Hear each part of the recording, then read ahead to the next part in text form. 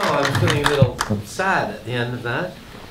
That's the steps and on the... Yeah, I'm afraid to kill you with It's like mood.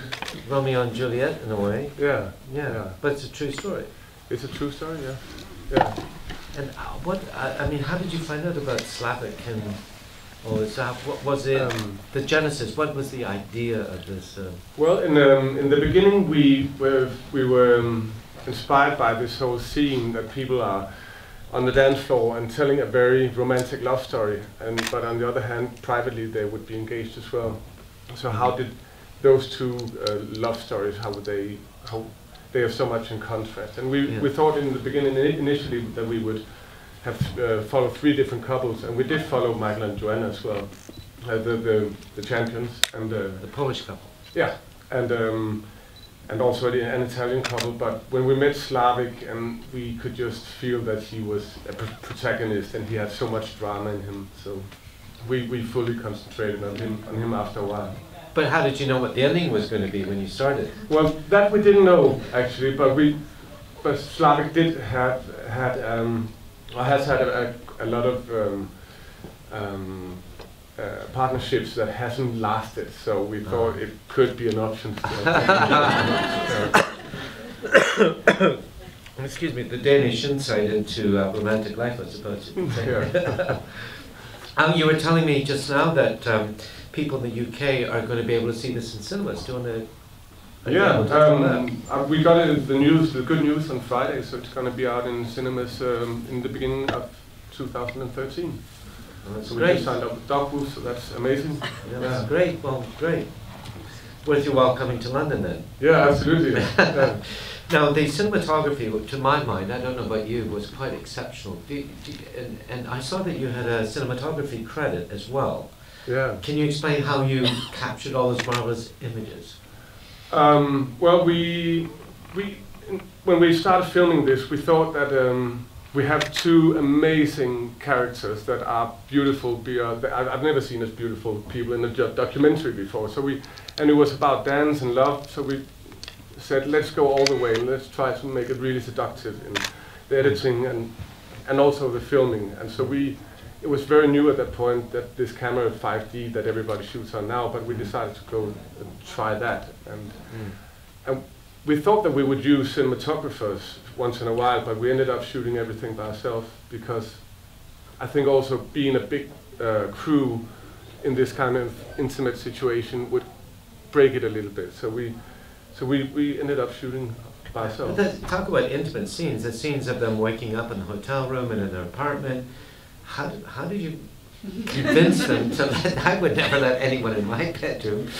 No, yeah, and it is unreal. I think they were extremely generous of letting us in there. But in the beginning of shooting, we did have some discussions about, because in the beginning they were showing off a little bit to the camera, because they'd done that before for television, stuff like that. But after we had some serious talks, and they've come, and we asked them to just really don't mind us. We will be there, but do exactly what you would do normally, and they really did.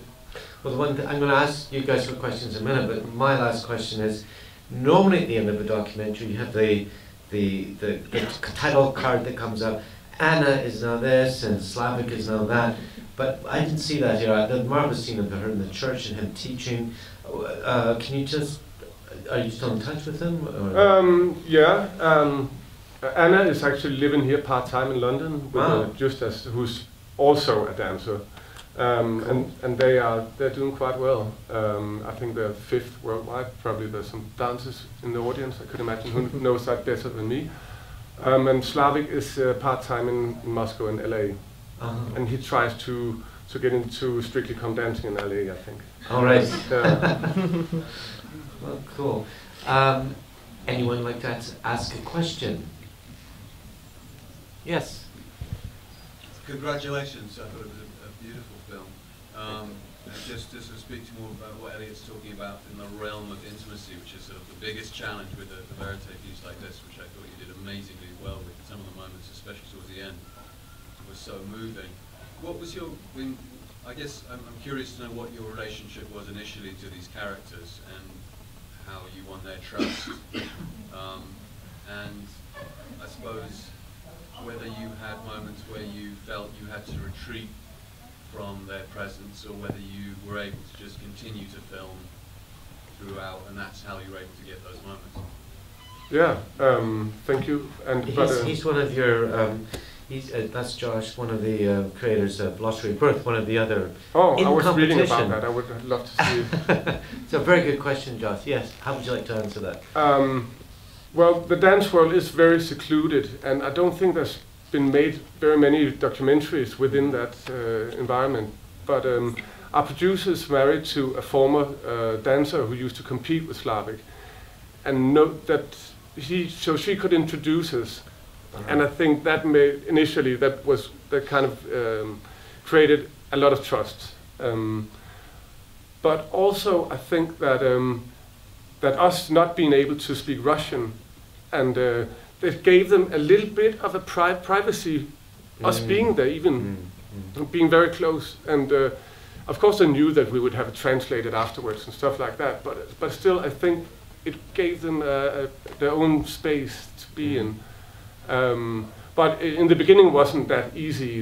In the beginning, Slavik was very kind of distant to us, and Anna let us in a lot. And but when Anna then left Slavik, and we couldn't get a hold of him. We heard that they'd broken up, and we couldn't get a hold of him for 2 months or so. And we thought actually the film was dropped on the floor, and we had to like give back the money for the film institute and stuff like that. But suddenly he called us, and he said that he needed to tell this story, and in a way we were not very close with him, but I think he kind of felt that he wanted to share this somehow.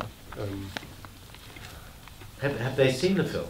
Anna has seen it, and she really likes it. But Slavik is still, he says that it's still too painful for him to watch it. So, but yeah. Well, they should both be very proud of it, I think. Yeah, I would hope. But anyway, who else has a question? Yes, over here. What did you think the ending would be if it wasn't for the breakup and the marriage? What did you have in mind when you started shooting? Well, we thought there would be 2 options, more or less. That we hoped that either he would actually win, but we thought of this as an option as well. We wrote a script in the beginning. We had a script doctor, and we kind of like went through the whole story, and we had 2 endings, and those 2 endings were there. And but we also rewrote the script along the way, so because we didn't have a lot of funding for the film actually, so we had to be quite precise of. They were traveling constantly. It was really expensive for us to go along, so we had to decide where we wanted to follow them. So, yeah. Yes, in the front here. Just on the funding and on the cost a little bit. How big was the crew that actually travelled around the world with them? It was only me and Andreas who came along. So, and yeah. Sometimes I think it was a compromise for the sound, as you may have noticed some here and there. But apart from that, it was I think it worked quite well. Only the 2 of us going. Sometimes only one person was traveling. Up there. Yeah. Yeah, hi. Congratulations, first of all, on the film. I think it's amazing how it transcends the usual documentary label with its characters and narratives, so congratulations. For me, it begs the question, in this dancing community, how many dancing couples are romantically engaged, and how often does the end of a relationship lead to the demise of a dancing partnership? Mostly. Yeah, are there any dancers here? Because I think probably you should answer this more than me. Are you a dancer? Yeah. Most of them are couples, and when they stop being couple, like in real life, usually the partnership ends. Just the way it goes, I think. Yeah. Yeah, and also I think you are so professional as a dancer, so you wouldn't have time to have a person next to or without the dance floor or the scene. Because also you don't earn a fortune being a dancer, so you have to share the hotel room and stuff like that. And that kind of jealousy that always occurs in those situations. So it's true. I think that most of them are couples as well. Anyone else have a question? Yes, over here. Hi. Yeah, it was an amazing story. Actually, you know, it felt like a real scripted story. It was amazing. But I was quite interested. Obviously, the lady who kept winning, she was his original partner, wasn't she? Exactly, that's John and Looney's. So, do we know what happened to their relationship? Why they broke up? I think actually they had a perfect chemistry. They're the only couple in history who, from they started dancing, they were the world champions within a year. So that's never happened before.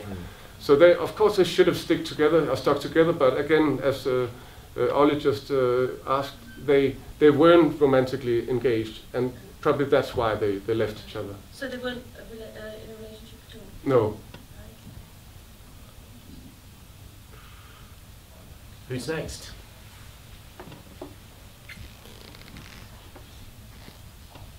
Okay.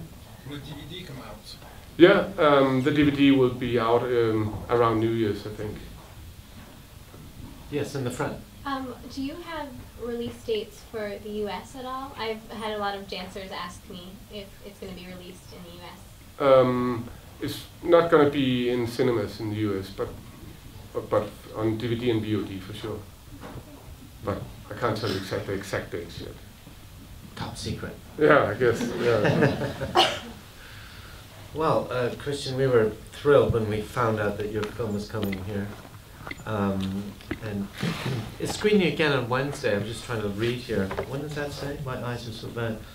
It's at 3 o'clock. 3 o'clock on Wednesday. Yeah. So if any of you have any mates, you know, it's only a $5 because it's before 5 weekday to come and see. Really an absolutely terrific documentary, and we'll chat later about what you're doing next. Unless you want to tell us now what you're doing next.